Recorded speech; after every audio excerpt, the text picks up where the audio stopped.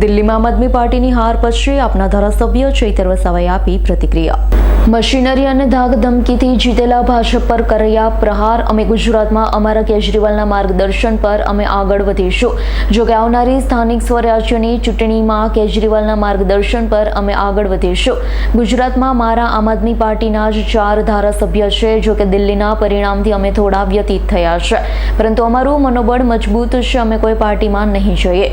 દિલ્હીમાં આપની હારથી નર્મદા જિલ્લા આપ પાર્ટીમાં સન્નાટો। મુખ્યમંત્રી કેજરીવાલ અને મનીષ સિસોદિયાની હારથી નર્મદાના ચૈતર વસાવાનું રાજકીય કદ ઘટશે।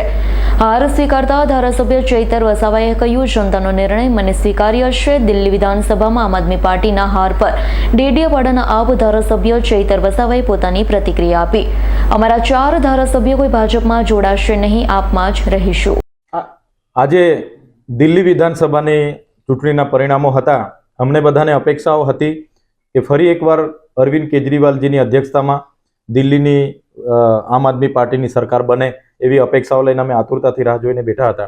પણ જે રીતના પરિણામો આવ્યા છે ત્યારે આ લોકશાહીમાં જનતા એ સર્વોપરી હોય છે અને આજે જે જનતાએ ફેસલો કર્યો છે એને અમે વિનમ્રતાથી સ્વીકારીએ છીએ।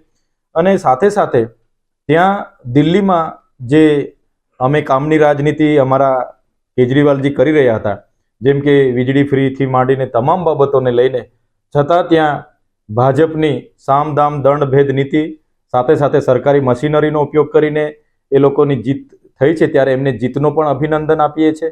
અને આવનારા દિવસોમાં ગુજરાત સહિત તમામ દેશમાં ફરી પણ અમે અમારા કેજરીવાલજીની માર્ગદર્શન હેઠળ આગળ અમે વધતા રહીશું। જે પણ લોકોએ આમ આદમી પાર્ટીના કાર્યકરો એ મહેનત કરી છે એમને પણ એમની મહેનતને પણ અમે આભાર માનીએ છીએ અને લોકોનો સહકારને પણ અમે આભાર માનીએ છીએ। અને જે પણ ભાજપની સરકાર બની છે એમને અમે અભિનંદન પાઠવીએ છીએ। ખાસ કરીને વાત કરીએ તો હવે દિલ્હીમાં આપણી સરકાર નથી, હવે આપણું અસ્તિત્વ કેટલું? દિલ્હીમાં અમારા સંયોજક અરવિંદ કેજરીવાલજી પોતે પણ હાર્યા છે, મનીષ સિસોદિયાજી પણ હાર્યા છે, પણ ચૂંટણીઓમાં હાર જીત થતી રહી છે, જેમાંથી આ એક અમારો જંગ હતો, અમે ખૂબ સારી રીતે લડ્યા છે, એની ખુશી છે।